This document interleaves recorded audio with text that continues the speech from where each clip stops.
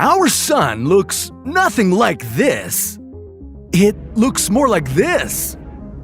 If you've always thought our sun was a bright yellow ball of fire, you were wrong. For starters, it's not yellow, it's green. Sort of. Scientists determine the temperature of a star by the color spectrum it emits. Each color has its own wavelength, and astronomers measure those wavelengths to tell how hot a star is. Cooler stars appear red, the hottest of the stars look blue. Our sun emits most of its energy at a wavelength that's close to green. But because it also emits other wavelengths, all these colors mix together and your eyes see this vibrant mixture as white. That is, if you look at the sun from the International Space Station. From here on Earth, the sun looks yellow because our atmosphere is really good at scattering blue light.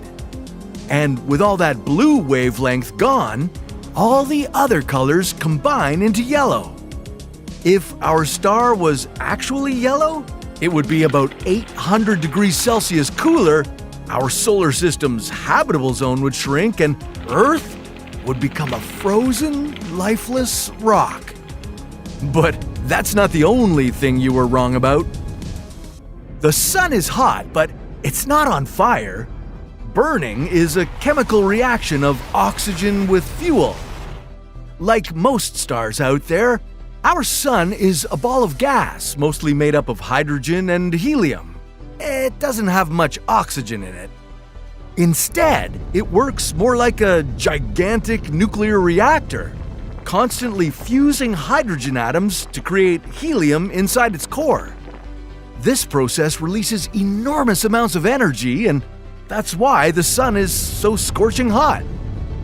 Speaking of setting things on fire, let me tell you about explosions in space. Yeah, these aren't real. A spaceship can't go down in a violent blast because there's no air out there in space. No air means no oxygen, and no oxygen, well, as you already know, means no fire. Sorry, Star Wars fans. It may seem that there are too many stars in the night sky for you to count, but actually, you can. Although scientists at Harvard have already done it for you. According to the Yale Bright Star Catalog, there are 9,110 stars that you can see from Earth with the naked eye. Try to count them all for yourself. Movies make it look like you need to be an extremely skilled pilot to navigate the asteroid belt, but that's not true. The asteroid belt isn't some thick obstacle course of death.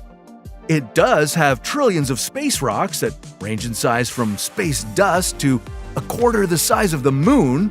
About 100,000 of these asteroids are over 1 kilometer wide, but they're very spread out.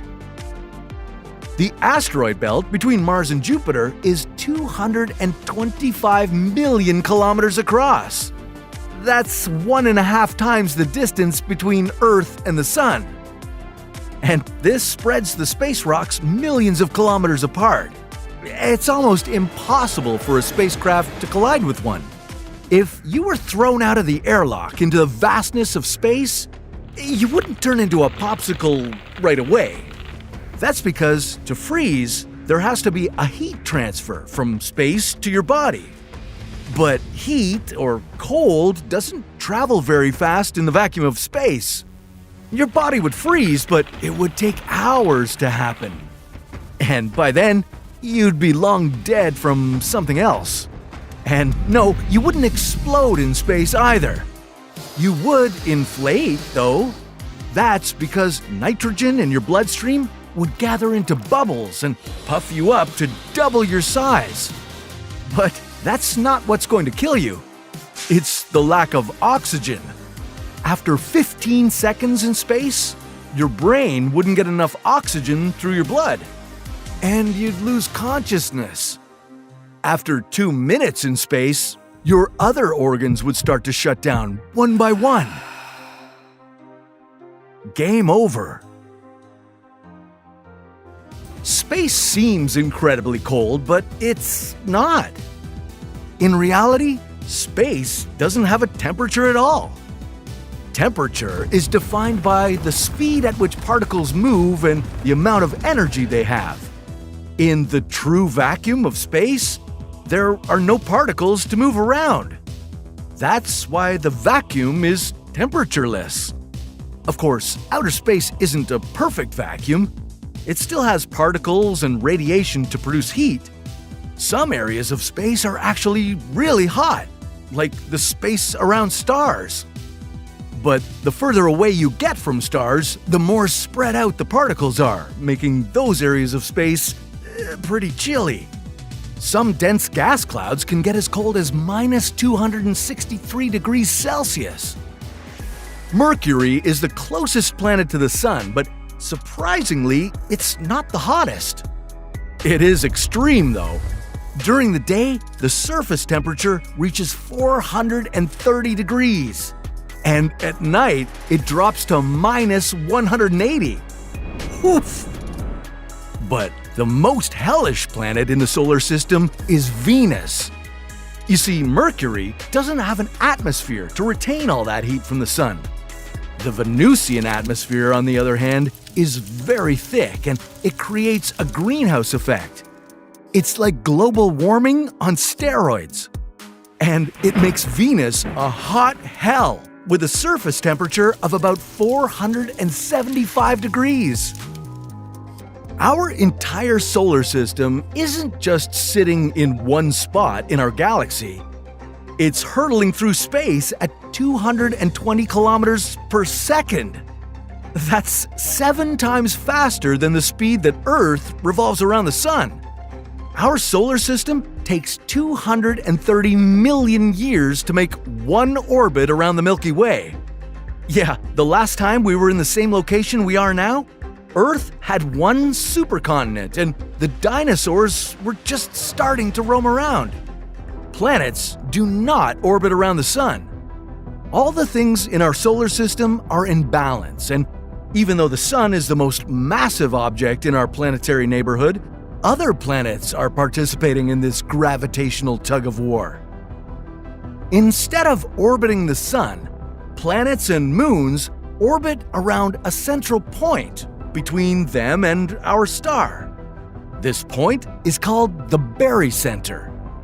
For Earth, this barycenter is so close to the Sun's core that there's not much of a difference, but for Jupiter, this point is about 55,000 kilometers away from the center of the Sun.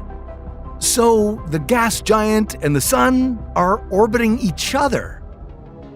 Earth appears round from space, but it's actually an irregularly shaped ellipsoid. It bulges at the equator thanks to the centrifugal force caused by our planet's spin. As a result, Earth is about 43 kilometers wider at the equator than it is at the poles.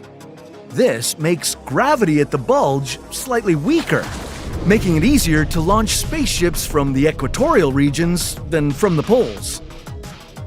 In space, no one can hear you scream. That's only true to a point. Sound needs a medium to travel through, and in space, molecules are very far apart, so the sound fades away before it can get very far.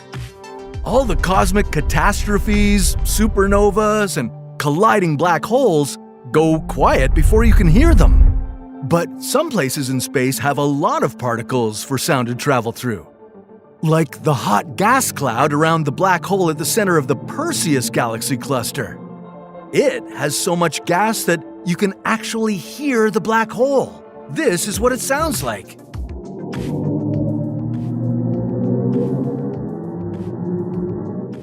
You know, other planets make noise too. If you could hear them, do you know what they would sound like? Well, that's a story for another What If.